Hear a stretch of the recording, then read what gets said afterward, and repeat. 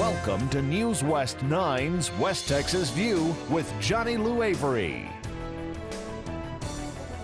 Thank you for joining us today. Last week you met Bobby Burns and Nelwyn Barnett, who were on the staff of the Midland Chamber of Commerce. And this is a continuation of a three-part series about the Chamber of Commerce and its umbrella of entities. And today you're going to meet a very important part of it, and that's the Convention and Visitors Bureau, and Gayla Olivas.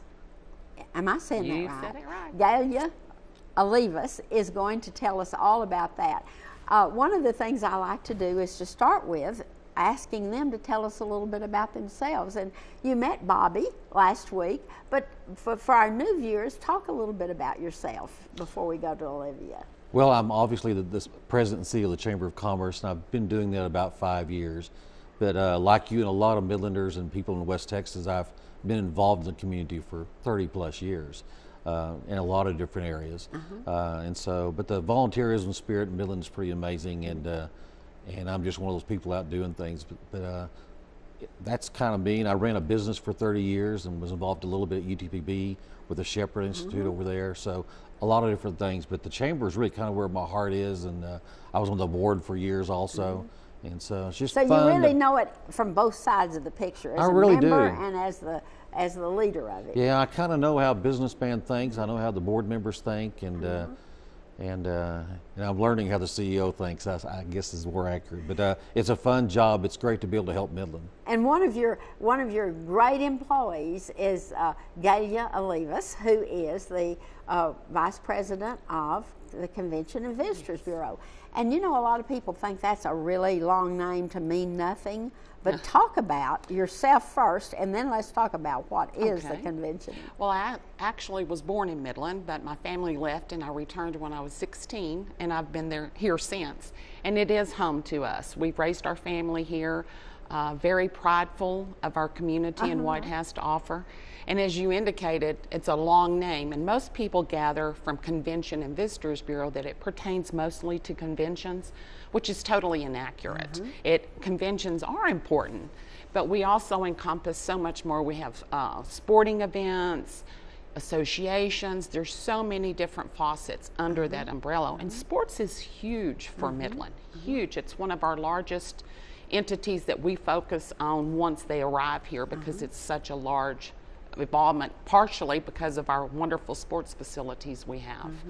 Yeah, you lead the country in developing good sports arenas. But one of the things that a lot of people don't understand is that visitors are anybody that passes through our city. That's so and right. so the more you can do to bring them off the highway and a lot of people don't understand that there's a difference between new money and revolving money. Correct. So you want to get new money into our community by having these visitors, whether it's to the ballpark or whether it's just somebody going down the interstate and stopping to eat and get gas. So you're doing everything you can to think of ways to pull them off the highway. And that's very important for our community to understand. The Convention and Visitors Bureau and the Midland Center is funded solely by hotel motel tax dollars. It's not costing our citizens anything, but the beauty of it is, as you indicated, they come in, they spend money, they go to our restaurants, they go to our sporting facilities, they go to our hoteliers, they go to our attractions, and they leave.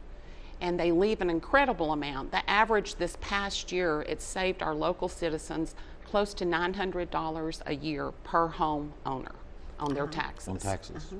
So that's incredible. Most people, used to be the figure was about a person that comes into a community spends about $100 a day, and I think that's probably gone up to probably $200 a day. It's average of $250 per day for if they come in and stay and they're involved in association. Sporting is the same thing. There's a formula that's based throughout the state of Texas that we utilize, and people do not really grasp how much money is spent when there's visitors, whether it's a one-day visitor or if it's a 10-day visitor that impacts our community. And when you're talking about a softball tournament or Yes, a ma'am. little league tournament or something like that, you're talking about hordes of people coming in Correct. for that Grandparents one event. following those grandbabies and brothers and sisters, that's But right. let's say, and you'll be a great one to answer this question, Bobby.